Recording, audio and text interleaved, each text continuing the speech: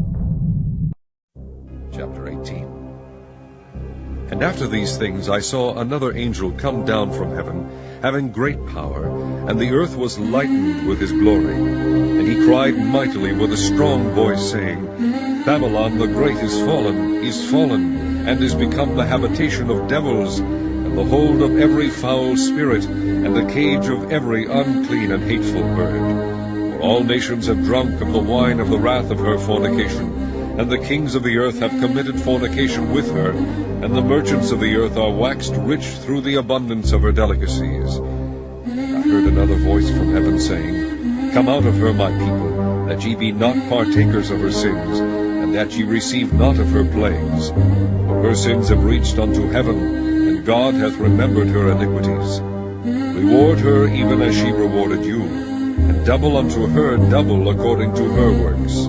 In the cup which she hath filled, fill to her double. How much she hath glorified herself, and lived deliciously, so much torment and sorrow give her. For she saith in her heart, I sit a queen, and am no widow, and shall see no sorrow. Therefore shall her plagues come in one day, death, and mourning, and famine, and she shall be utterly burned with fire. For strong is the Lord God who judgeth her. And the kings of the earth, who have committed fornication and lived deliciously with her, shall bewail her and lament for her when they shall see the smoke of her burning, standing afar off for the fear of her torment, saying, Alas, alas, that great city Babylon, that mighty city, for in 1 hour is thy judgment come.